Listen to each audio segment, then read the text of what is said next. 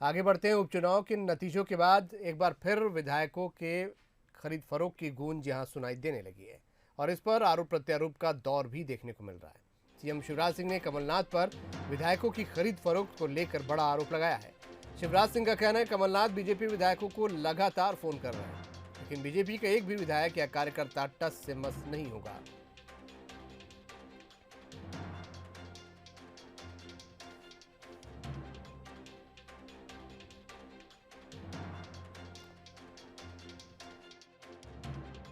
मेरा आरोप है कमलनाथ आज भी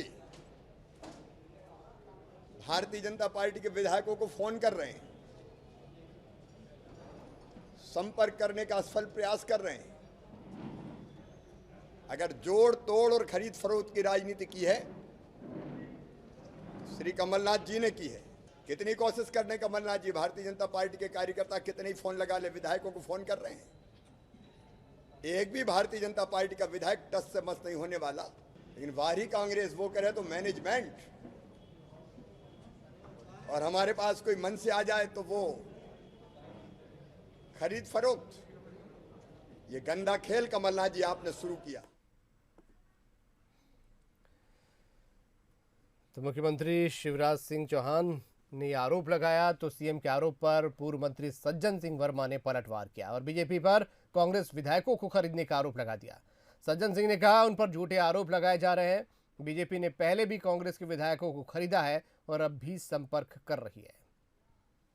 भाजपा भयग्रस्त है।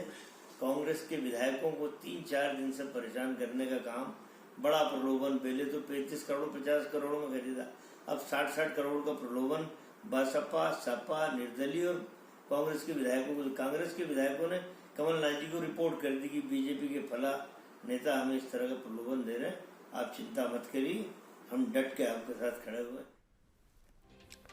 जुगल किशोर शर्मा हमारे विशेष संवाददाता जुड़ रहे हैं हमारे साथ।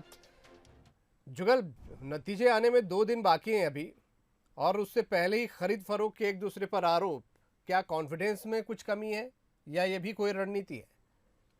देखिए, 2018 के बाद से मध्य प्रदेश की राजनीति में एक शब्द प्रचलन में आ गया है जो आमतौर पर 2018 से पहले तक नहीं था। वो था जोड़ तोड़ और खरीद फरोख्त की राजनीति। तो ये अब जो शब्द है, ये अब आरोप प्रत्यारोप एक दूसरे दलों पर लगने लगे हैं। अभी तक ये आरोप केवल कांग्रेस बीजेपी पर लगाती थी और लगातार ये कहती थी कि हमारे विधायकों को खरीदा जा रहा है, और बिकाऊ और टिकाऊ का नारा कांग्रेस ने इस चुनाव में दिया था। लेकिन आज मुख्यमंत्री शिवराज सिंह चौहान ने एक बड़ा आरोप लगाया है। उन्होंने कहा है कि कमलनाथ हमारे विधायकों के साथ संपर्क में, हमारे विधायकों को फ़ोन कर रहे हैं, यानी बीजेपी विधायकों को। तो निश्चित रूप से दोनों ही दल अब एक दूसरे पर इस तरह के आरोप प्रत्यारोप लगा रहे हैं। अगर अभिषेक इसको हम इस राजनीति को अगर हम समझें तो देखिए, अभी जो उपचुनाव हुए हैं, उपचुनाव में हालांकि दोनों ही दल ये दावा कर रहे हैं कि पूर्ण बहुमत से 28, कांग्रेस भी दावा कर रही है कि 28 सीटें जीत रही है, बीजेपी भी दावा कर रही है 28 सीटें जीतने का। लेकिन ये थोड़ा सा सत्य से परे है और अभी एकदम कोई 28 सीटें जीत जाएगा, ऐसी परिस्थिति मध्य प्रदेश की राजनीति में फिलहाल हमको नज़र नहीं आ रही है। इसलिए दोनों ही दल बी प्लान पे काम कर रहे हैं। इनका बी प्लान यही है कि अगर कुछ संख्या बल कम पड़ जाए तो दूसरे दल के विधायकों को अपने साथ शामिल कराना। अब उसके लिए चाहे वो आरोप जोड़ तोड़ का हो या फिर ये कहें कि स्वेच्छा से लोग हमारे साथ जुड़ना चाहते हैं, जो भी इसमें आप तर्क दे सकते हो, लेकिन मध्य प्रदेश की राजनीति में अभी ये खरीद फरोख्त और जोड़ तोड़ के शब्द प्रचलन में ही रहेंगे और आने वाले वक्त में हमको और दिखेगा कि इस तरह की सियासी हलचल मध्य प्रदेश में बढ़ेगी। 10 तारीख को जो रिजल्ट आएगा, उस रिजल्ट के बाद बहुत तस्वीर साफ हो जाएगी कि आखिर मध्य प्रदेश की राजनीति में ये शब्द जो जोड़ तोड़ और खरीद फरोख्त का शब्द है, ये चलता बनेगा या फिर ये स्थायी रूप से मध्य प्रदेश की राजनीति में रहेगा। बहुत शुक्रिया जुगल। तो फिलहाल जुमले ही समझिए, क्योंकि नतीजे अभी आए नहीं है और दोनों ही पार्टियां एक दूसरे पर खरीद फरोख्त का आरोप लगा रही हैं।